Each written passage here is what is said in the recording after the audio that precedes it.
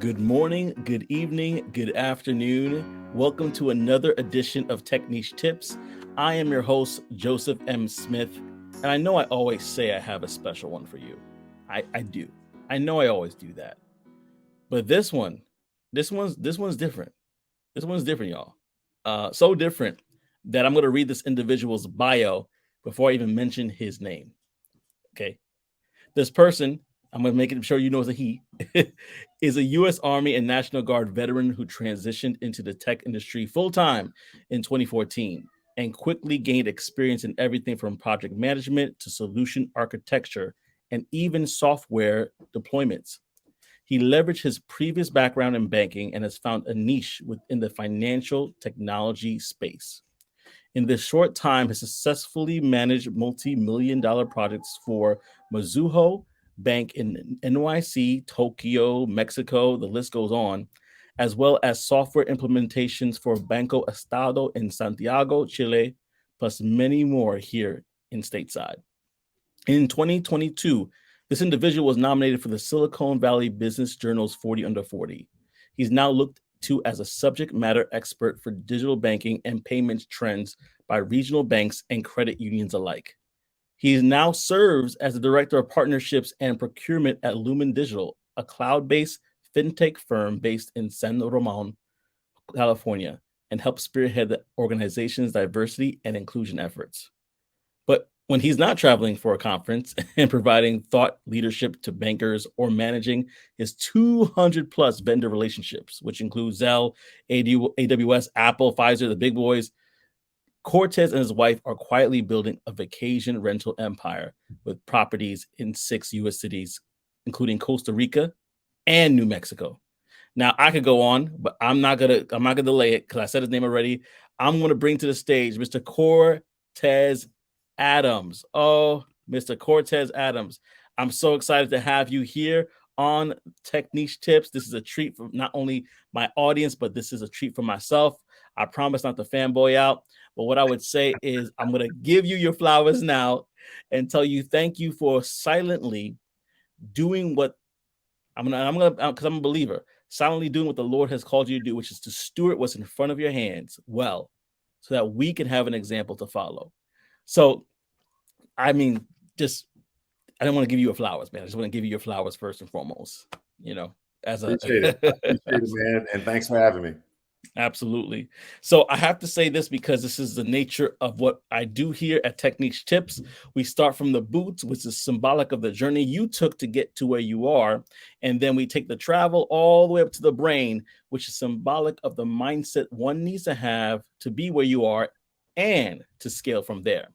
So, with that being said, Mr. Cortez, let's start from the very beginning because I believe the beginning is a very good place to start. So, tell us from the beginning, from young Cortez and his life growing up.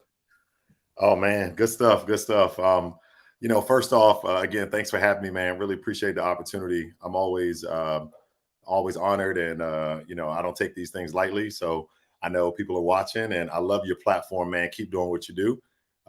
But when it comes to me, as far as like the background, I would say, I probably have a similar background to a lot of young African American men who look like me.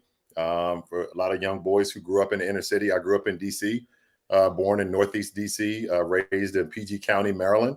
So anybody from the DMV, stand up, represent the DMV area. Graduated from Suitland High School. I was a runner. I was a football player in school. And I leveraged athletics as a way for me to, make it out of, that area and that environment, a single mother raised by a single mom, to make it out of that environment and go on to college. I had a strong Black woman in my ear, in my corner, and a family, a strong family fabric. I think that helped raise me from, my grandfather, who was a bustling entrepreneur, who I spent my summers with and kind of really sat at the table of, to a godfather who was kind of in the streets, but a hustler, but an entrepreneur in his own right, who I learned from my father, who came around in my life later in my life, who I learned from as well, who was just in multi-level marketing and an entrepreneur in his own way. And eventually ended up in the technology field as well. So as we kind of bonded and grew our relationship, I learned a little bit from those three men, as well as my mother and those women, strong women around me, that kind of helped shape me and mold me kind of as a young man. But I made it to college. I ended up going to Fairleigh Dickinson University, so Teaneck, New Jersey. So I was an athlete there, and a scholarship athlete, 4 years, and record holder, broke some records at the school for track, and met my wife in college. But I studied finance and business, and I eventually majored in business management with a concentration in MIS. So I know a lot of people go to college and they don't use the things that they learn in school. Well, I was lucky enough, and I would say blessed enough, to be able to study what I actually do, right? The things that I studied in college and the internships that I did while I was in school, being a part of a small school, I think kind of helped me really get that hands-on attention in school. And I had some people that took me under their arms, young Black kid coming from DC, going to a private university in a Jewish neighborhood. Although I was an athlete amongst some other minorities, in my business classes and in my IT classes, I kind of stood out, right? I was a bunch of Indians and Asians, and a few local kids from the neighboring towns in New York, New Jersey, but not a lot of people that looked like me in my classes as well. But I think they saw maybe something in me that maybe I didn't even see in myself.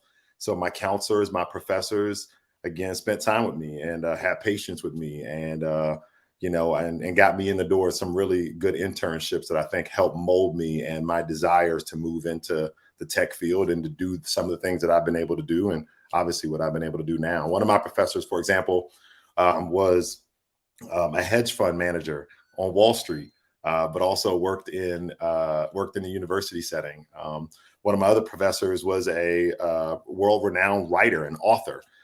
He now writes for the Harvard Business Journal and a bunch of other publications. I think he's even been posted in the New York Times and things like that. Still to this day, I still follow him on LinkedIn. Professor Beeson. So shout out to Professor Beeson. I've had just some really good influential people throughout my life as I developed, that kind of helped shape me and kind of helped to get me to where I am. So I'm grateful for those settings, but that's kind of the start and kind of the early days, if you will, kind of from growing up in the DMV and kind of on to college. No, that is great. And I'm really glad that you talked about the DMV for a little bit, because I like to peel back the onion. I believe that the journey that we each have in our life is not a way of circumstances and things like that that just kind of haphazardly happen. They actually build us and actually train us and mold us into who we are today. My wife was saying this the other day when I actually got a job in tech, and I was talking to her about exactly what it was that I was going to be doing. And she said, I think about who you are. I think about the jobs that you had. You were built for this. And I stood there and I said, well, you're right. So, Yeah. so with that being said, I want to peel back a little bit of the onion, because you talked about your mother, you talked about, your grandfather, you talked about your father, you talked about seeing this lineage of hardworking entrepreneurs. And so I wanted to kind of peel back the onion for those that are wondering, could you dive in a little bit deeper about that, about your upbringing in regards to how that molded you? Yeah, no doubt, no doubt. Number one, I was the first person in my mother's side of the family to graduate from college. I'd had a few, aunt and uncle who went to school. They were, successful in athletics, and they were able to make it to college, but didn't graduate. So it was important to me. It was important to my mom. She instilled that in me that, hey, go to school. You're going to graduate no matter what. And kind of some of those hurdles I think that I face is, my wife and I met in college. We were young athletes, and and romance in the eyes and all of that. And we had a baby in college. So my wife, being a couple of years older than me, was already finished her undergraduate degree and kind of was moving on to grad school. I was still finishing up my undergrad degree and, athlete and school and internships, and boom, she's pregnant. We have a baby. So I had a baby in college and finished my last 2 years as a father. So that's when I really saw my network really step in. And not only was it like words, but it was, really action at that point of, hey, no matter what, you're going to finish school. You're going to go off and do something with yourself. We're not going to let this, quote unquote mistake stop you, or quote unquote derail you. We want you to continue on in your track career and obviously in your academics. So shout out to the network and to the family that actually stepped up and was able to help me kind of support my young little family until I was able to support them, when I graduated. But but yeah, so definitely, mom, worked in the accounting field, still works in the accounting field herself, out of the DMV area. Dad works in tech. Like I said, he's a senior leader in the federal government, actually, for DOT. He's one of the chief architects for the Department of Transportation on the technology side, with one of the big defense contractors. I'll leave it there. You know how that goes with security clearances and everything. Does really well now. We weren't doing well back in the day, but he does well now. Mom does well now separately. So glad to see them do well. But then coming up again, I had kind of some examples that I would say that I looked to, even though they weren't clear examples of what I wanted to do career wise. They were examples of just hardworking people that I looked up to. My grandfather, number one, I had his own trucking company. Had a successful trucking company in Cleveland, Ohio. And, I don't know how many people were doing it at the time, but in the 80s and 90s, you didn't see Black men running successful businesses in the 80s and 90s in Ohio. That just wasn't seen. It wasn't a normal thing. When I would visit him over the summers, I would leave our little apartment in the hood in Oxon Hill, Maryland, or Suitland, Maryland, in a little 1 or 2 bedroom apartment with rats and roaches. And, we getting by and we doing what we got to do to make it. And, I would go, mom would put me on a Southwest Airlines flight and I would jump on an airplane. She would put me on with my backpack and my little luggage bag. And my grandma and grandpa would pick me up at the airport in Cleveland. And I would go to a 5-bedroom house that I thought at the time was a mansion with multiple cars. My grandfather drove a Corvette, a pickup truck.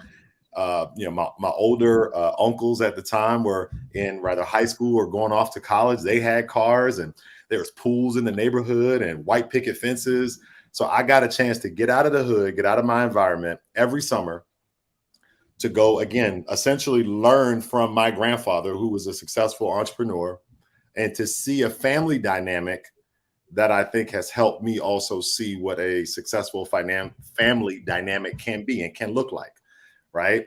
With grandma and grandpa and their kids, and that dynamic of, sitting down at the dinner table and having conversation about your day and how was practice, and those little things that I think for me go beyond tech, go beyond professional endeavors. But those are things I think help me kind of mold me, if you will, as a young man. So that drive, that work ethic, that ability to provide for your family, that innate ability to kind of just steward your home as the man of your house, and those responsibilities that come along with that. I think those are some of the important things that I think have shaped me throughout my childhood. Everything else on the tech side, I would say I just kind of followed those desires that God put in me, and I kind of just stumbled along the way. But I think God put some really influential people in my path with every opportunity that gave me an idea or shaped my next step. I had a really influential boss. My first internship in tech, I was working at a fintech company. at a healthcare tech company, Becton Dickinson in Franklin Lakes, New Jersey. I had a boss, his name was Jeff. So I'm interning. I'm making about $18 an hour at the time. Pretty good internship to be getting paid $18 an hour plus benefits just to work over the summer, right? I think this was in my junior year, getting ready to go into my senior year. And I'm working the internship. He pulls me aside towards the end. He said, look, out of the 10 interns we have, they're only going to probably offer full-time jobs to 2 of them, to 2 of you guys. I don't think you're technical enough to get offered the position, but don't trip. White guy, Irish guy, great guy. He said, but don't trip. I think where you're going is going to be even better than where this company is going to pigeonhole those people into, than the role that they're going to go into. So he said, I want you this semester, when you go back to school, to focus on these 3 things.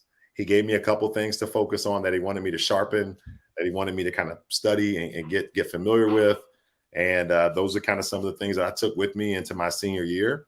And I was able to kind of refine that. Now, the luck of the draw was when I graduated school, I couldn't find an offer in tech. So I ended up not going directly into tech. Couldn't find the right role that would compensate me at an entry level coming out of school that I felt was fair. So I ended up going into finance and banking, as you know, benefited me later. But at the time, I thought was kind of a step back. But again, shout out to the people in your corner and those opportunities that you don't know how it's going to work out in the end. But, I just kind of was able to just hold on to faith and just kind of stay aggressive and stay active until I got to where I wanted to be. Whew. Man, that there are so many gems in what you said. There are so many gems, from the fact that you had a village around you at that time, and you had great examples around you at that time, and you had people that believed in you and championed you during your seasons of life. Yeah. You know what? It cannot be said enough that as a community, we need to be able to do that for one another. We need Yeah. to champion one another. There's plenty of us all, and we need to champion those around us and propel them forward so that we can see a lot more success from people that are looking to pivot into tech and then just life in general. So with that, man, that's so good. I'm listening to your story, and I'm like, I remember you said you were in the Army and the National Guard. When did that happen? Yeah. So, man, it's so funny. So I took that job in banking coming out of school. I took a job at PNC. They offered me pretty good money, man. Like, not bad coming out of college. I remember I had a young baby, so I was thinking about paying bills. Even though I had IT offers, the banking offers were way higher. They were 20,000, 25,000 a year higher than my best job in tech. So for me as a young dad, I was thinking, man, I got to provide. I got to buy milk. I got to buy diapers, right? I can't have my girlfriend at the time, going back and forth from New York to New Jersey. I got to get a place that's big enough for us. And so I had all those other things on my mind. So I decided to kind of do the banking thing. But then shortly after, I visited my mom after I graduated college. My mom had remarried, moved to Atlanta. And my girlfriend at the time, Renee, we would go visit her in Atlanta. And I fell in love with Georgia and the space and the nice homes and the quiet streets and the playgrounds and the greenery and the trees. And, I kind of fell in love with that. And I kind of liked the suburban lifestyle. I thought it'd be a good place to raise a family. So I decided to stay in banking, but move and relocate down to Georgia. As soon as I got here, I recognized that my job at the time, although I was making like 60,000 a year at the time as a young guy, 60,000 to me was like, big money. I was rolling. They cut my pay when I moved to Georgia because it was a lower cost of living state. So now I'm like, man, okay, I was making good money. Now I'm not. Now I'm kind of, 30, 40,000 or something like that in that range. What else can I do to kind of offset my income to kind of help me out, give me some additional benefits? So military, I thought about, let's look at the reserves. I can get benefits. I get some extra money per month.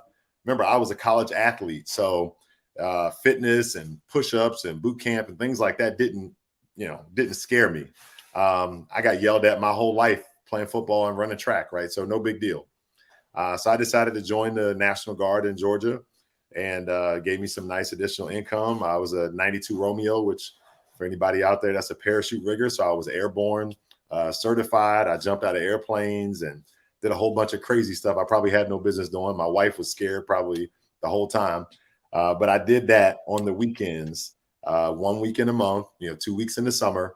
And I did get activated once throughout my career for about 6 months in the reserves. But I did it essentially to kind of give me some additional income, give me some benefits that would help my family. And it worked out. I learned a lot, made some good friends and connections. And during that time, I learned that they had some additional benefits that allowed me to go back to school and make that critical transition into tech.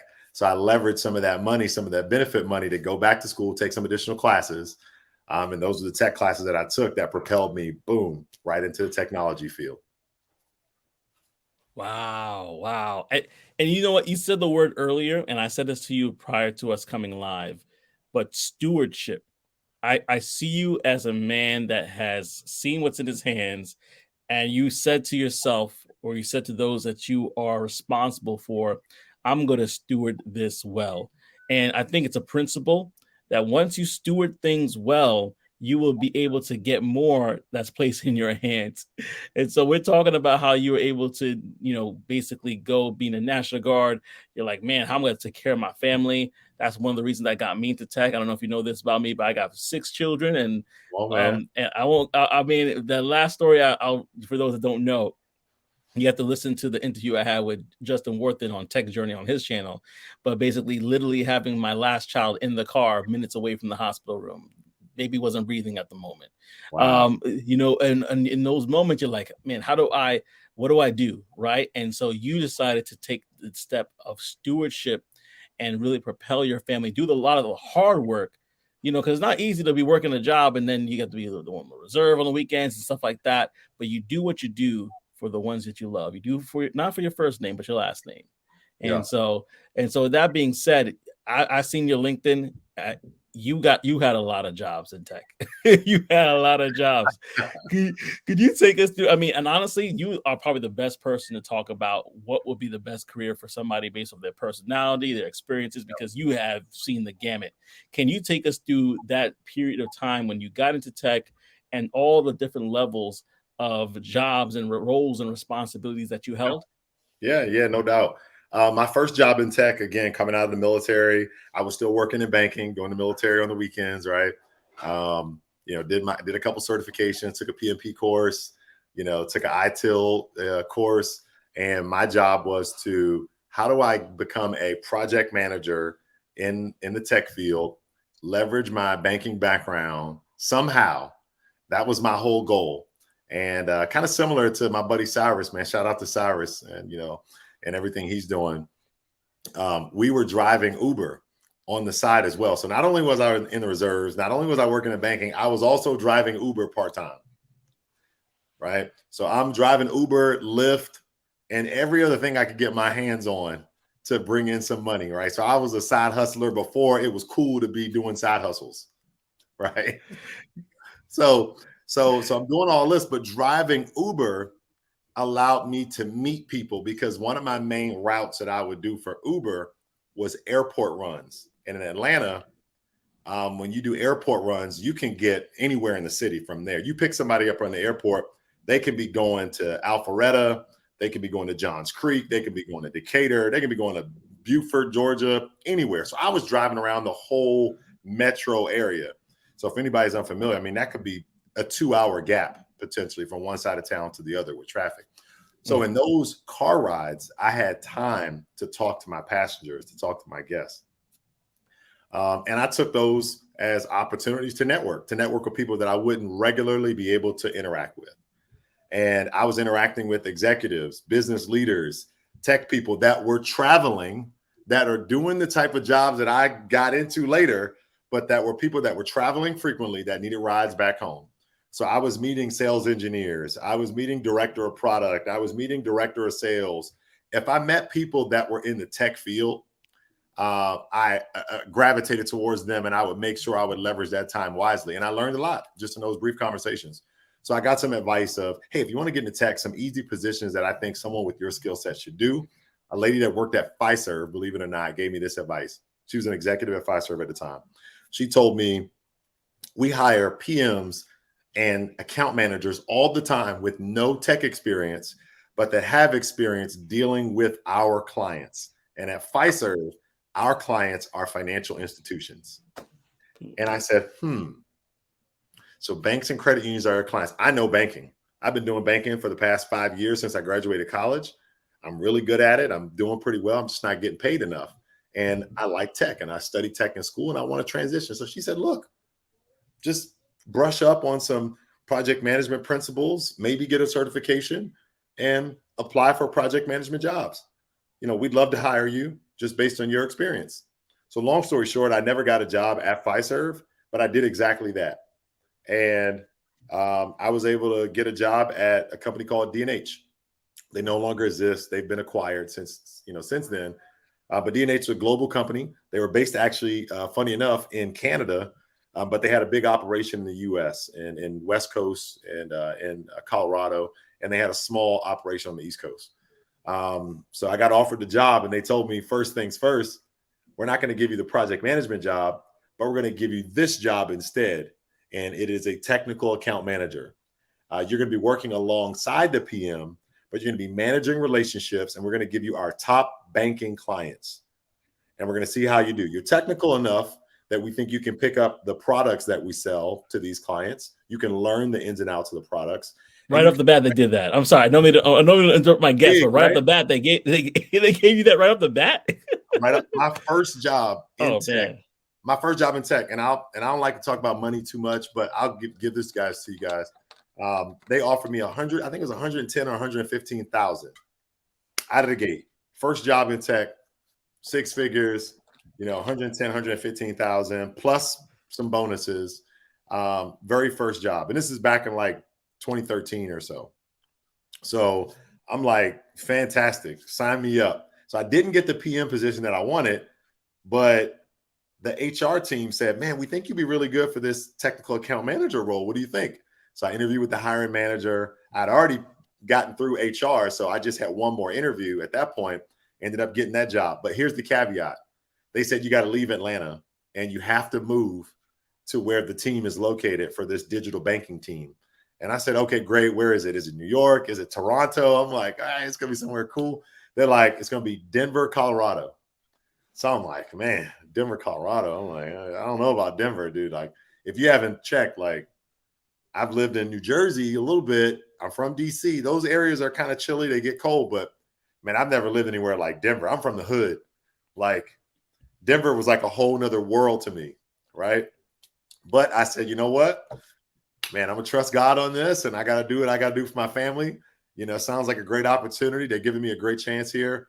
I'm going to make the most of it, like you said. And I like to say leverage. I leverage the opportunities that were presented in front of me. I leverage the opportunities that were available, right? I didn't kind of let them go by. I leveraged them. So I said, you know what? Yeah, I'm going to do it. Let's go. Sign me up. So long story short, man, I ended up taking the job, moved to Denver. I lived there for 2 years, and I excelled at that position. I managed those projects for, two or three of their largest clients for that 2-year period. I did really well. And in my second year in Denver, they actually gave me a project management responsibility in addition to my account management role. So I was still managing the same relationships, but I was doing such a good job that the executive team at one of the banks, at Mizuho Bank at the time, said, why don't we have him just run our projects too?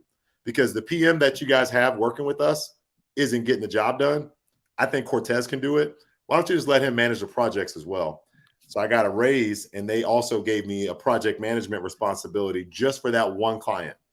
So I was able to get experience and get the hours I needed in the PM side of things to also add that to my resume. So my second year, kind of going into my third year with the company, I moved more into a PM role. So that's how I was able to kind of leverage and learn different disciplines all within the same company. Woo! Hey, Yeah, man, when we look back in our lives and we see the webs that are connected, it's like you can't make this stuff up. Like you can't make this stuff up. This is amazing. This is amazing. I was doing two jobs. I was doing two jobs, same company at the same time, and I put both of them on my resume. Oh, you got a cool kid say both of them now. They say both. Both of them, yeah. BOAF or however you spell it, however you say it. Both, man. I was doing two jobs at the same time, and they increased my pay significantly because of that.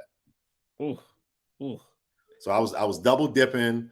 I was maximizing everything and I was learning technology, man. And at the time I was in Colorado, right? I had no friends in Colorado. It was my wife, my kids at the time. We had no friends. All I was doing was going to church. I was coming home. I was studying some new technology or something I could get my hands on at the company. So, and I wasn't just learning random stuff. I was focusing on the technology that my company was building and delivering, right? So I was mastering the technology. I became a subject matter expert in the three applications, our three main products that we sold. And I think just because of that skill set and my confidence and my willingness to just jump in and help anywhere I could, especially I didn't have a whole bunch of I didn't have a social life, right? So I was just focused. It was family, it was church, it was work. So I think that ability to focus during that time really allowed me to shine and stand out to my leadership team and my clients who vouched for me.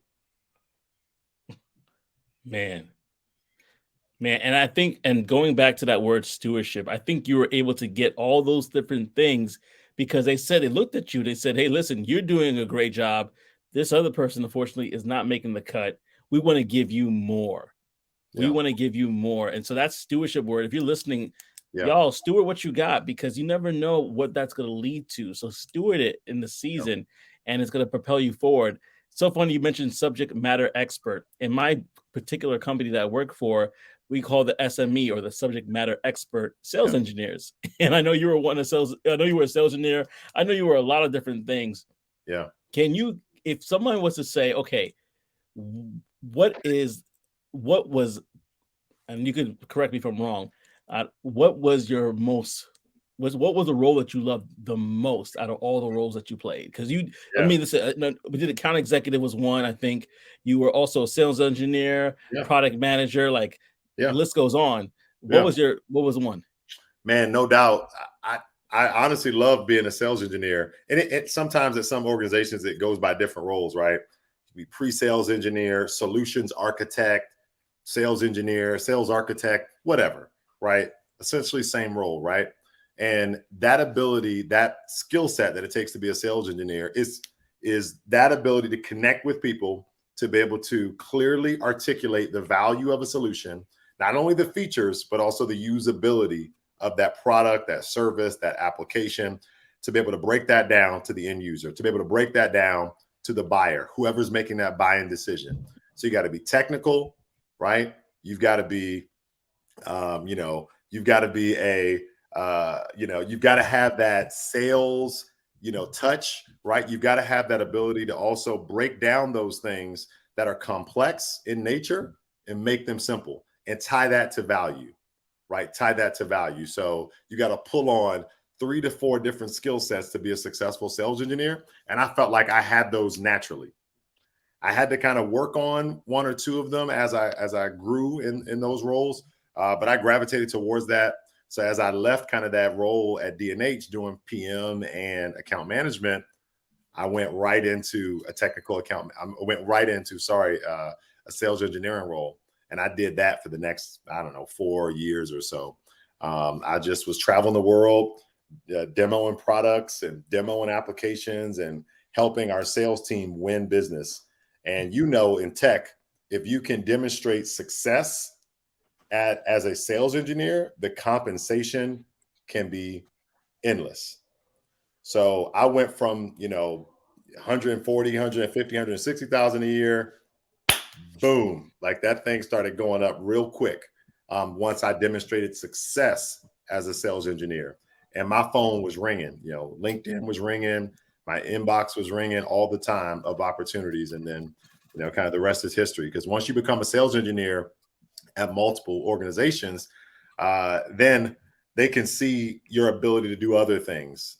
So that kind of led me into product management and kind of the vein that I'm in now, kind of in the product area. But I always loved my time as a sales engineer. It really took me to a different level financially. I was able to really master my skills as a sales engineer that I think made me a really good director of product and even product strategy and all the things that I do now. You're gonna have a bunch of people go into these boot camps, be like, I want to be a sales engineer like Cortez. Let's go. Get them in there, man. Let's go. I love it. Oh man, no, that is so amazing, because people don't know about these different roles, and so the fact that you could bring light to that is really great. Now we gotta highlight this, because this is a huge part of your story. Yeah. You're doing really well in tech, and then you decide to, and this has probably been a part of your plan along, because I know a lot of people get into tech so that they could actually provide financing for their businesses and their capital for their businesses, and so Airbnb, let's talk about it. Like, when did that come about? And now it's like a 7-figure empire you guys have. It's amazing. Let's talk about it. Yeah, man. No, for me, like I said, even in the early days, before I even got into tech, I was always open to do other things outside of my 9 to 5, outside of my day job, right? I took that from, my mom, who was doing taxes on the side. She was working accounting and doing a little something on the side. My dad, who was in multi-level marketing and working for the government, right? And hosting events with my uncle and a bunch of other stuff. My grandfather, who was an entrepreneur, right? So I've always kind of had that, in me to do more and want a better life, to be able to provide a better life for my family, right? So I always had that work ethic. So for me, getting into tech, was also a way to give myself flexibility, not to punch a clock at an office anymore, to now work from my office at home. So I essentially work remote or a flexible hybrid schedule from day one, as soon as I got into tech, right? Pretty much 10 years ago. Um, so I had that flexibility. Now, I took that flexibility to hone my skills initially. So I didn't do any side hustles for those first 2.5 years. I focused on tech. I focused on getting better, sharper, getting in the organization, socializing and networking within the tech space so I can elevate. But then once I got to a certain level after maybe 2.5, 3 years, I quickly was able to put some money aside, start stashing some money, and start preparing for my moves that I wanted to do outside of that. So I started, with investing in real estate just by getting my first place. Once I did that, I was able to, get into Airbnb, and I thought about ways that I can start a side hustle that didn't involve a lot of hands-on work after the initial setup. So I was okay doing things remote. I was okay putting in a little bit of work over a couple of days to get started. But what I didn't want was another job. I didn't want another job that required a lot of my time. I was okay doing things that required capital, but not time. So for me, real estate and Airbnb kind of was the way to go. So I got my first place on Airbnb. It was a condo here in Atlanta, 2-bedroom, 2-bath condo. And the rest is history, man. I ended up negotiating with the owner at the building, a Jewish guy and his brother. They're real cool.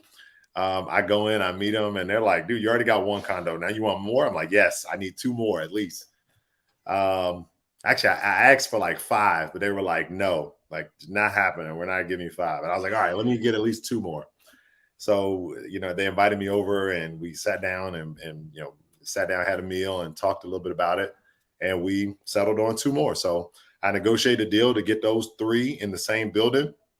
I took those 3 and leveraged that into getting 2 or 3 more. And I took all the capital that I was making in those early days in Airbnb and just reinvested it and kept doing more properties. I went from there and opened up units in North Carolina. I had a successful unit in North Carolina that funded my first property in Savannah. So I go to Savannah, I get a property in Savannah. And after I started having some success and posting about it online, people started reaching out to me and asking me for like advice or to become their mentor. And I didn't get into it to become a mentor or to really do that. I was just doing it as, hey, this is something my wife and I like doing. She loved real estate and design and homes and all those things. So it came natural for us to work together on those things. And I just talked about it on social media. I wasn't doing it to attract people to try to become their mentor or coach. But after so many people reaching out, I'm like, well, you know what? This might be a business opportunity here that I'm slipping on. Maybe I should help people. And there could be a revenue stream there. So long story short, man, I decided to go ahead and start a mentor program, start coaching people, start doing things on social media, on Facebook Live. A buddy of mine, Derek, we started a Facebook Live session that we would call Money Talk Tuesdays. So we would get on Tuesdays and talk about side hustles. And it wasn't just Airbnb. We would educate people for free, no charge. It was just Facebook Live. And we would get on and just talk about making money outside of your 9-to-5.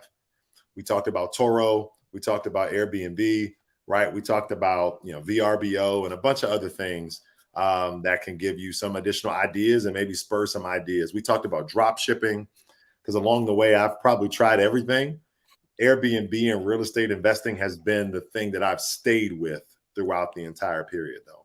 So that's obviously what I specialized in. And now looking back, we've launched now over 35, 36 Airbnb properties. Only about 12 or 13 of them have been for myself. The rest of them were for clients or partners of mine.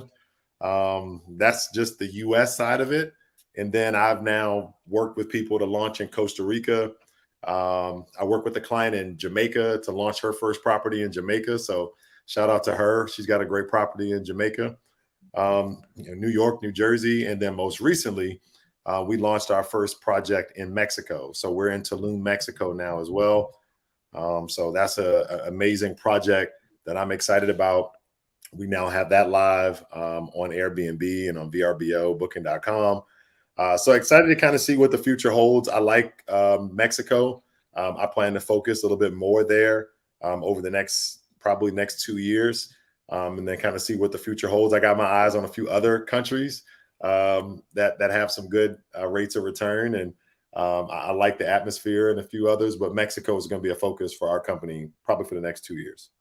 Absolutely. Mexico should be without no taxes. It should be, and it's just different over there, man. And I'm going to add something to what you said because I know you're being modest, but this is what kind of blew my mind. You're not only talking about the Airbnb, you're tying that to Turo. You're tying that to the property management groups for those different projects. And correct me if I'm wrong. I might be wrong here, but from my research, you're cleaning services you're tying to those Airbnbs and Verbos. So this is not just like one or two just properties. This is an ecosystem that you're creating around this, which honestly is ingenious. It really is, because there's going to be other Airbnbs and other Verbos who are going to need a cleaning service, and you're going to be in the area already. Yeah, man, that's what it's all about. If you can create that ecosystem where you can exchange money, not only, you could take that $1 that a client is willing to come to your town. They want to book an Airbnb. Now you got them, right? You got that client. And if you can upsell them on a vehicle to drive around when you're in town, or if not a vehicle, transport to get to the Airbnb, right? And then when they get to the Airbnb, if they need other services. So in my early days, when I was in Atlanta, doing a bunch in Atlanta, we were kind of just rapidly opening up properties in Atlanta left and right. I had one of my properties that was like a party spot where I noticed, man, a lot of my guests were and you got to listen to your guests. This is something that I never thought I was like an expert. I just thought I was always open to ideas. If you're always open and you're always learning and in that mode of learning and listening to your client, listening to your customer, you can adapt, right? You can adjust and you can pivot. So for me, I noticed that a lot of my clients were bringing hookah and wine and liquor and all kind of stuff to the property. And originally I was like, no, they can't be doing that. I don't want them doing that on my property. But then I said, well, they're doing it anyway. They're doing it anyway. So my wife, being the woman that she is, Sister Renee, says, absolutely not. I don't want them doing that in our properties. They can't be smoking and drinking and all that crazy stuff. And I said, look, they doing it anyway. So why not maximize on the opportunity? So what I did, I said, look, how about I provide the hookah? How about I provide that at the Airbnb? So that way, when they get there, they don't have to worry about going to get it. Sometimes they're driving in or flying in, they don't have it. So I added that as an offering at the Airbnbs that allowed it, right? I couldn't do it everywhere, but I could do it at particular locations. So that was a differentiator for me that allowed me to have a lot of success. So that one property that I started doing that at went from being like a $2,000 a month profit location to a $4,000 a month profit location, because I was lumping in wine, I was lumping in hookah, I was lumping in airport transport, and I could throw in a car, right? So I was doubling my profit by just adding in just those services. Now, at the time, we were still cleaning our own property, so we're also keeping the money for cleaning services as well. So, it's ways to maximize that profit. And in international settings, you're able to do that and then some, because in Mexico, you can do private chefs, right? Airport transportation from Cancun, which is could be $100 per trip, right? You can do excursions, right? You could do beach passes, day passes to beach clubs, concierge services for large groups, parties, design, hosting for parties, for events, for people that are going down there for girls trips, for guys trips, for special occasions, right? So it's just a bigger business opportunity that I think that I was able to tap in to at a small scale here in Atlanta to differentiate my Airbnbs with, providing some of those additional services that now I've been able to kind of extend internationally and show people how to do internationally and domestically. So it's exciting, man. I love doing it. If you can't tell, I'm passionate about it. We're good at it. So it's something that we plan to continue to do. And I've been blessed enough to be able to share that with my company that, hey, I'm going to do real estate, and my wife and I are going to do real estate and business outside of work. Is that okay? and have that open and honest conversation. And it's never been an issue with any of the organizations that I've worked for. So as long as you continue to do well at your job, I don't think you having a side hustle or a business outside of work, as long as you can, disclose it when the time is right. If it's a little small thing in infancy, no need to. But once it becomes a substantial business, I think you owe it to your organization to be open and honest about that. So have that conversation with your HR team or your boss. I've been able to do that, so I don't have to go around tiptoeing or being sneaky about it. It's an open and honest thing. And I've got a coworker who actually just reached out to me who wants to book my place in Tulum. So it becomes kind of clientele for you as well if you do it right. You were selling me on Tulum without you even knowing it. I'm like, man, when is our anniversary again? I know what it is. Hey, come on, man. Come on. I'm like, oh, Lord have mercy. That sounded private chef. You know how much points I would get if I was to go to Tulum? Hey, brother, private chef there. I got you, brother. I got you, man. Hey, I might have 8 kids by that time. I don't even know. Oh man. I have to do this for the audience here. Listen to those 2 words again: stewardship and leverage. He was able to steward what he had, and he was able to use that leverage to grow it and maximize it. And so because he was doing a great job at his job, he was able to leverage that goodwill that he had with them to even expand his business more and not have any problems on the home front. You got to take care of business first. And so, man, this is going to be tech. A lot of people, I know a lot of people outside of tech don't understand this, because I get this question all the time. Like when they see, man, y'all got all these properties. You got the property management company, you got the cleaning company, you got the rental cars. I've now since kind of really just focused on the real estate side. Obviously now with some of the concierge stuff that we're doing in Mexico, no doubt. But, a lot of times people say, why do you still work? Why do you still do your job in tech? Why don't you just focus on your business? You got a successful business that you can live off of. Why are you still working in tech? Why are you still working your 9 to 5, right? Well, if my job was a 9 to 5, I probably wouldn't be working. But my job is not. Your job is not. We're lucky enough to be in an industry where we have flexibility, number one, to be able to work remotely. And in some cases, we have flexible schedules to be able to do our job when we need to. That is maybe unconventional to some people. But, as long as I put in my 8 hours or 7 hours or 6 hours or 9 hours a day, it doesn't really matter when I do it. As long as I'm present for the meetings that I have to be in, the rest of my work can get done whenever I need to get it done. It can get done at midnight, at 1 a.m. It can get done at 6 a.m. And I have that in between time to be able to do whatever I need to do. Right. So that is the benefit of working in the tech field that not all industries provide. Now, thanks to COVID, you're noticing a shift in even traditional roles that have some of that same flexibility. But I've had that flexibility for the past 10 years. Right. So, just take that for what it is. So I encourage people that want to do things outside of work, who may think, tech is for them, to leverage it for what it is, but also build a nest egg for your family, because the lifestyle that you want to leave and that you want to, the legacy that you want to leave for your family, tech is good, but it may not get you that legacy level income that you have the desire to be able to do for your family and the lifestyle you want to provide for your family. So tech is great. So continue to work that avenue, but I would recommend, and this is just from me, to build up something that you can pass down, build up that LLC, that S Corp, something that you're passionate about, rather it be Airbnb or real estate or anything or something, just something. Work on a pet project and hand that over and get your kids involved as they get older. That's what I'm doing now. And it's rewarding. It kind of, it gives me motivation to keep pushing and get up in the morning. Woo! Cortez says no lies. Tech is like music in the music industry. Music in itself is a vehicle that allows you to do merchandising, that allows you to perform. When I talk about music, I'm talking about the physical, the mechanical CD, or in this case, MP3s, as we have it digital now. But that is a vehicle for the more. And so tech is the same thing. Tech is a vehicle for the more. And what we have to understand is that we have to leverage that word again. We have to steward our jobs, but we have to leverage the income, leverage the things that we're getting from it for the other. So, man, we're going to wrap it up here. But this was, when I say gems upon gems were dropped, if you didn't catch it, I feel sorry for you. You got to watch it again. But gems were here. So that's why I say get into tech, y'all.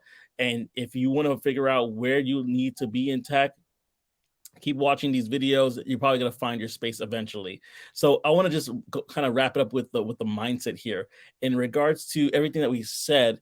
I think we kind of summed it up already with stewardship and with leveraging. Well, how would you sum up the mindset that someone needs to have, not only to be where you are, but to scale from where you are? Yeah.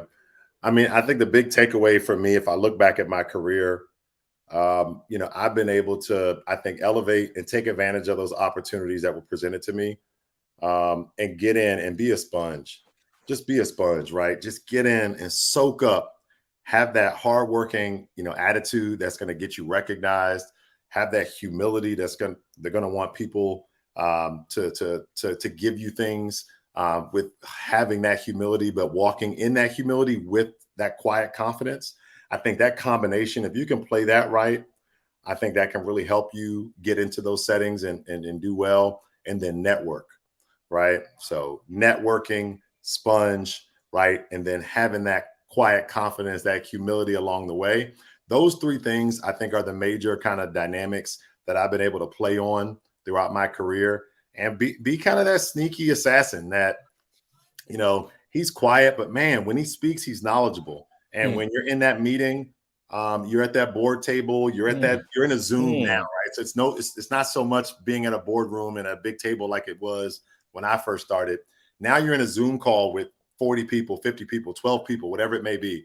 But when it's your turn to add value, it's your turn to speak. Make sure you're bringing value. Make sure you're speaking with confidence, and make sure you're bringing knowledge about whatever it is that you can bring to the table. And you do that consistently enough, and you do those other things by being able to network and learn and sponge up and all those other things. I think you'll be noticed. You'll be able to elevate your career. And if you don't elevate where you are, be quick to pivot and quick to move, because there's always another company that's out there that will value you and that will pay you for what you know and what you can bring to the table. So don't sit at a place too long to where they take you for granted. Get up, pack up, leave. If they're not paying you what you need to be paid, and if they're not giving you the opportunities that you deserve. So I was always quick to do that until I found a place that I felt comfortable to be myself, that gave me opportunities to learn and grow. So don't be afraid to do that. I have to do it one more time. I periodically do this on the show whenever this moment comes up with this Warren Buffett boat quote. I have to say it. Should you find yourself in a chronically leaking boat, energy devoted to changing vessels is likely to be more productive than energy devoted to patching leaks. Love it. You heard you heard Mr. Cortez say it himself. If they don't value you there, if the glove don't fit, you got to quit. You got to go. You got to move on. You got to move on. You got to move on. I love it. Oh my, wow. I'm going to be watching this for myself a couple of times. And I hope you do the same, but don't only like one time, whatever, share this, comment below. What are your thoughts about what Cortez says about everything? I mean, there's so many nuggets in here. We could have dialogue for the rest of the year about this one conversation. Put it in the comment section below.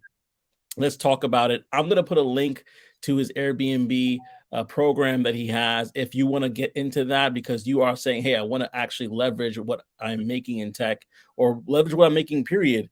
And I want to kind of get involved into real estate. He has a whole program tailored for that. If there's other things that he has, we'll talk about it offline to see what he wants to put down there.